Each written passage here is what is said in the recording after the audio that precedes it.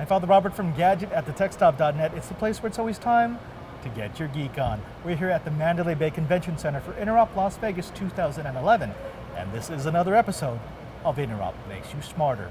My guest today is Mr. Tim Swader. He's one of the HP networking gurus. Tim, thank you for coming on. Robert, thanks for having me.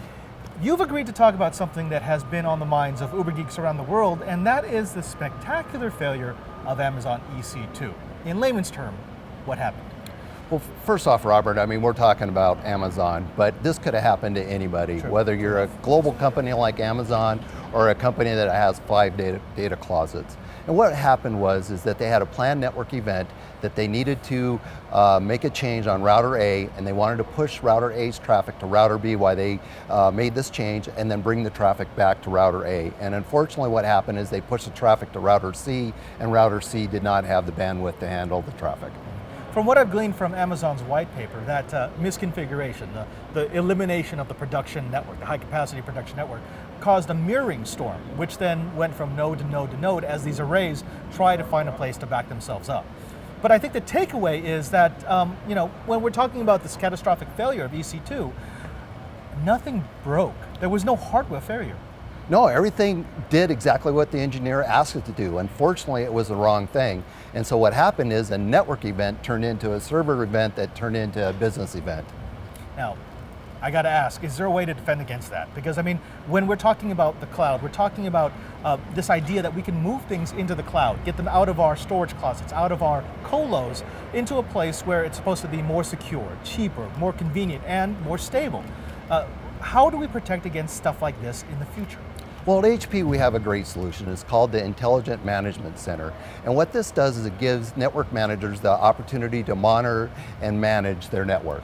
And they can do this through a couple of different ways: graphical representation, as well as seeing what the statistics are on the network. So in this case, what we would have done is we capture every configuration of every network device. And so I can change that configuration. I can tell IMC, all right, at 1 o'clock in this case, 1 a.m., apply the change.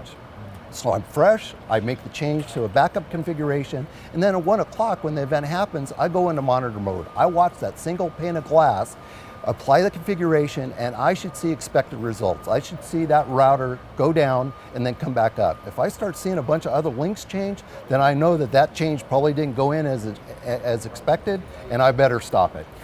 It seems to me that a solution like that is really the only way to head off human error. Because again, human error is one of those unpredictable things. You never know which way it's going to go. But if you have a solution that gives a visual representation of what's going on in the network, and that tells you when links are up and links are down, at least it gives that human engineer more decision-making ability. Absolutely. So it's very easy for anybody to see something go from green to red to green. And that's exactly what I want. And if I see a bunch of other things starting to turn red, I know I got a bigger problem. Now, one of the things I've been thinking about is that, again, this thing could have happened to anyone. It just happened to happen to Amazon. No question. But in a way, that's a good thing, because it's really brought up this awareness of the need for management, especially in the cloud, especially in this new virtual field that we have in networking. Where do you see this moving in the next 2, 3, 5 years? Well, I think you just touched on a key point. So in this case example, we're talking about an engineer physically touching a box. Well, not everything is touchable anymore. We have this great virtual environment. So how do you manage that? You manage it through a system like IMC.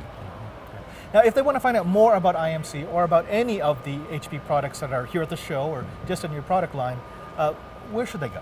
Please go to hp.com, click on networking, and search on Intelligent Management Center.